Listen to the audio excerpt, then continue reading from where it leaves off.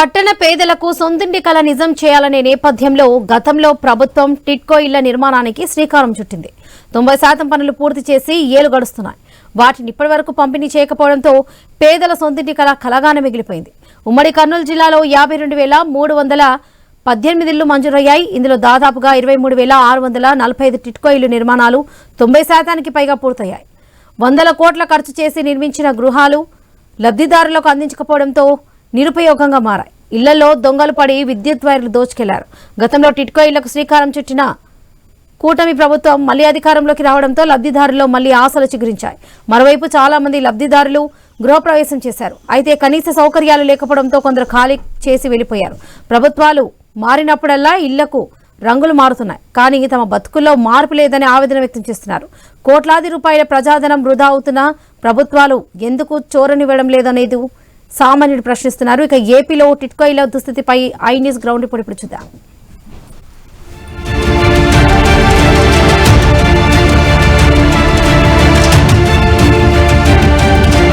కర్నూలు పట్టణ ప్రాంత నిరుపేద ప్రజల సొంతింటి కల అడియాసగా మారింది. గత టీడీపీ ప్రభుత్వంలో ఎంతో ప్రతిష్టాత్మకంగా నిర్మించినటువంటి టిట్కో ఇళ్ల గృహాలు మాత్రం ఉత్సాహ విగ్రహాలుగా మారిపోయాయి. నిర్మించిన 10,000 ఇళ్లలో లబ్ధిదారులు ఎవరు చేరకపోవటం, ఉన్న వారికి మౌలిక సదుపాయాల కల్పన చేయడంలో ప్రభుత్వాలు విఫలం కావడంతో ఇక్కడికి రావడానికి ఎవరూ ఆసక్తి చూపట్లేదు. గత ప్రభుత్వ హయాంలో పూర్తి స్థాయిలో నిర్లక్ష్యానికి గురైందన్న కారణంతో కూటమి ప్రభుత్వం ఈ యొక్క టిట్కో ఇళ్లను త్వరితగతిన లబ్ధిదారులకు అందిస్తుందని ఆశపడ్డ లబ్ధిదారులకు మాత్రం నిరాశ ఎదురైంది. సంవత్సరం పూర్తయినా కూడా ఇంతవరకు లబ్ధిదారులకు సొంతింటి పత్రాలను అందజేయకపోవటం, గృహప్రవేశాలు చేసుకునేందుకు అనువైన వాతావరణం కల్పించకపోవడంతో లబ్ధిదారులు ఎంతో ఆవేదన చెందుతున్నారు. అయితే కర్నూలు జగన్నాథ్ గట్టు వద్ద నిర్మించినటువంటి 10,000 టిట్కో ఇళ్లు ఎలా ఉన్నాయి, అక్కడ ఉన్నటువంటి మౌలిక సదుపాయాల పరిస్థితి ఏంటి, ప్రభుత్వం చేసిన వాగ్దానాలను నెరవేర్చడంలో ఎందుకు వైఫల్యం చెందుతోంది, ప్రస్తుత ప్రభుత్వమైనా చొరవ తీసుకుని వాటిని లబ్ధిదారులకు సమకూరుస్తుందా అనే అంశాల మీద ఐ న్యూస్ చేస్తున్నటువంటి గ్రౌండ్ రిపోర్ట్. మనం ఇప్పుడు ఇక్కడ ఉన్నటువంటి కొంతమంది నిరుపేదలు ఇక్కడ ఎలాంటి కష్టాలు పడుతున్నారు, దానికి సంబంధించిన వివరాలను వారిని అడిగి తెలుసుకునే ప్రయత్నం చేద్దాం రండి.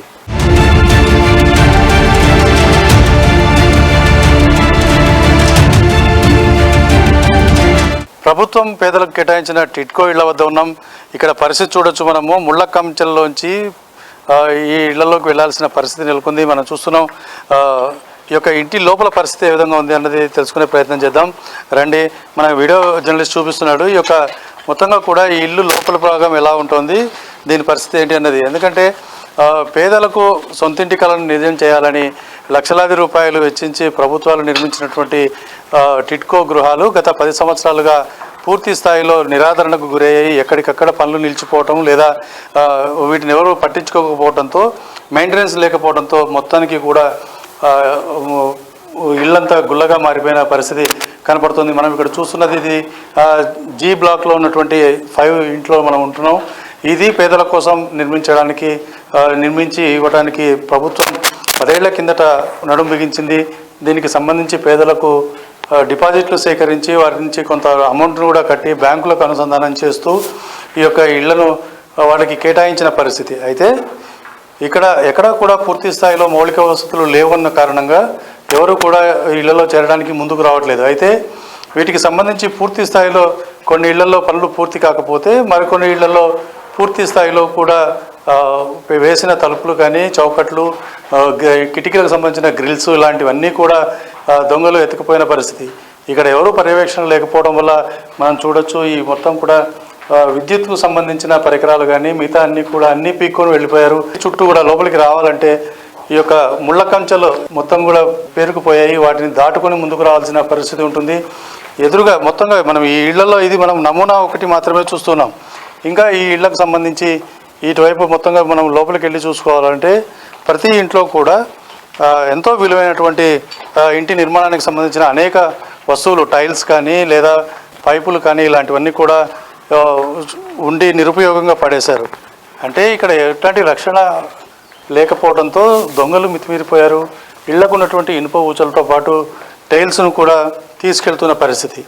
మొత్తంగా అంటే 10,000 పైగా ఇళ్లను నిర్మించినటువంటి ఈ యొక్క ప్రభుత్వం మాత్రం వీటిని పూర్తి స్థాయిలో సిద్ధం చేసేందుకు మీనమేషాలు లెక్కేస్తోందా? అసలు ప్రభుత్వానికి ఈ యొక్క చిత్తశుద్ధి ఉందా అన్నది మాత్రం ప్రశ్నార్థకంగా మారుతున్న పరిస్థితి.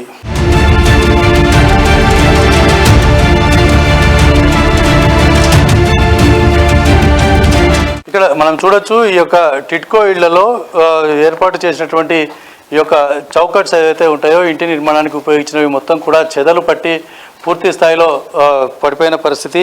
ఒకవైపు మనం ఇక్కడ చూసుకోవచ్చు ఈ యొక్క ఈ ఇంటి నిర్మాణానికి ఉపయోగించిన లక్షల రూపాయలు విలువ చేసే ఈ యొక్క ఇంటి సామాగ్రి మొత్తం కూడా చెదలు పురుగు పట్టి ఏ విధంగా పాడైపోయిందో మనం చూడొచ్చు. ఇక్కడ చూసినట్లయితే మొత్తంగా ఎక్కడికక్కడ ముట్టుకుంటే పడిపోయే పరిస్థితి ఏర్పడింది. అంటే ప్రజాధనాన్ని ప్రయోజనాల కోసం వినియోగించాల్సిన ప్రభుత్వాలు నిర్లక్ష్య వైఖరి కారణంగా పూర్తిగా 10 ఏళ్ల నుంచి నిరాదరణకు గురై ఎలాంటి మెయింటెనెన్స్ లేకపోవడంతో ఈ పేదల ఇళ్లకు సంబంధించిన గృహాలు ఎవరు గృహప్రవేశాలు చేయకుండా నివాసాలు ఉండకుండానే కూలిపోయే పరిస్థితి ఏర్పడిందని చెప్పడానికి ఇది ప్రత్యక్ష ఉదాహరణగా మనం చెప్పుకోవచ్చు.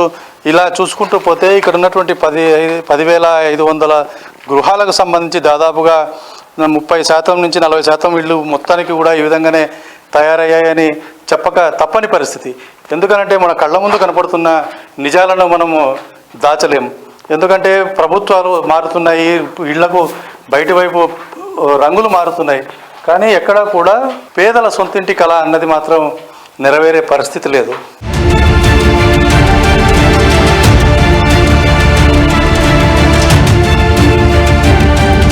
టిడ్కో గృహాల్లో నివాసం ఉంటున్నటువంటి కొంతమంది మహిళలు మనతో ఉన్నారు. వారిని అడిగి తెలుసుకుందాం, అసలు ఇక్కడ టిడ్కో గృహాల్లో నివాస యోగ్యంగా ఉన్నాయా, ఇక్కడ మౌలిక సదుపాయాల పరిస్థితి ఏ విధంగా ఉంది, ఎలాంటి వసతులు ఉంటే బాగుంటాయని వాళ్ళు అనుకుంటున్నారో వారిని అడిగి తెలుసుకునే ప్రయత్నం చేద్దాం. అమ్మ చెప్పండి, మీరు ఎన్నేళ్లుగా ఇక్కడ ఉంటున్నారు? టిడ్కో గృహాలు ఎప్పుడు చేరారు? అసలు ఇక్కడ వసతులు ఎలా ఉన్నాయి? 2 సంవత్సరాలు అయింది సార్ మేము చేరి, 2 ఏళ్ళు అయింది. కాకపోతే వసతులు సరిగా లేవు సార్. ఇండ్లు పుచ్చుబట్టి ఇండ్లు పైనుండి కారడము, ఇంకా అందుకని ఎవరు రాలేకపోతున్నారు. దానికి తోడు బేషన్లు అవి కూర్చోబెట్టలేదని వచ్చి డైలీ రోజు వచ్చి చూసిపోతున్నారు కానీ కూర్చోబెడితే వద్దామని 5 ఏళ్ళ నుండి అందరు తిరుగుతున్నారు, కానీ రాలేదు. బస్సులో సౌకర్యం లేదు. ఆటోలకైతే 200 ఇస్తే వస్తామమ్మా, అప్ అండ్ డౌన్ అడుగుతారు ఆటో వాళ్ళు. ఇంకా లేకుండా రామంటే ఆటో సౌకర్యం లేదు. నీళ్లు పైకి ట్యాంక్కి గిడ్చకున్నారు, ఇంట్లో అంతా కారుతుంది. ఇంకా లోపల కూడా ఇంకా కరెంటు సరిలేదు. అదే ఆటో ప్రాబ్లం, బస్సులు సౌకర్యం, ఇవెల్లా కూరగాయలు ఏమన్నా తెచ్చుకోవాలంటే కూడా 200-300 పెట్టుకొని పోవాలి దానికి, అందుకని రాలేకపోతున్నారు. మాకు ఏం లేదు, బస్సు సౌకర్యము, రేషన్ కార్డు, రేషన్ కూడా స్టోర్కి పోతే మీ స్టోర్ కోండి, ఈ స్టోర్కి ఎందుకు వస్తున్నారు అని అంటారు.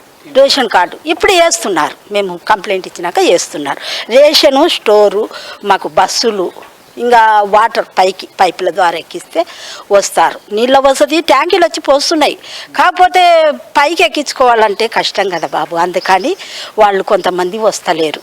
మాకు ఇంకా అన్నిటికీ ప్రాబ్లమే ఉంది. మీరు కన్నా గవర్నమెంట్ స్పందించి మాకు ఏదో ఒకటి చేసినారంటే ఆటోమేటిక్గా వాళ్ళే చేరిపోతారు. బాడుగలు కట్టుకోలేక ఎంతోమంది బీద వాళ్ళు అల్లాడిపోతున్నారు. మేము కూడా అదే పరిస్థితుల్లో ఉండి వచ్చినాం సార్. మేము వచ్చి మళ్ళీ చేపించుకున్నాం. పై ఇంకా తలుపులు అవి అంతా పుచ్చిపోతుండయి. ఇంకా అన్ని ప్రాబ్లమే సార్, చెప్పేది ఒకటని కాదు, ఇంకా అన్ని ప్రాబ్లమ్స్ ఉంటే ఏ విధంగా వస్తారు సార్? మీరు స్పందించి గవర్నమెంట్ ఏదో ఒకటి చేసినారంటే ఇంకా మిగతా వాళ్ళు కూడా అందరూ ఆటోమేటిక్గా సంవత్సరం లోపల అందరు చేరిపోతారు. బ్యాంకులో కూడా డబ్బులు కట్టాలని అంటున్నారు సార్. కట్టమని కాదు, ఇంట్లోనే చేరలే, వసతులే లేవు, ఎట్లా చేరాలని అంటూ ఉంటారు. కానీ కొంచెము దయచేసి గవర్నమెంట్ స్పందించి కొంచెం బీదవాళ్ళని గుర్తులో పెట్టుకొని చేసినారంటే ఖచ్చితంగా అందరు వచ్చి చేరుతారు. ఇండ్లు కూడా బాగుంటాయి సార్. ఇప్పటికీ అయితే ఎవరు చేరనందుకు శిథిలావస్థల్లో ఉన్నాయి, అంత అదే చెప్తే కదా సార్, ఆ విధంగా ఉన్నాయి. మీరు ఏదో ఒకటి పరిష్కారం ఆలోచించండి సార్. ఇది ఇక్కడ మహిళలు చెప్తున్నది. ఇంకొంతమంది ఇక్కడ అయితే నివాసం ఉంటున్నారో వాళ్ళను కూడా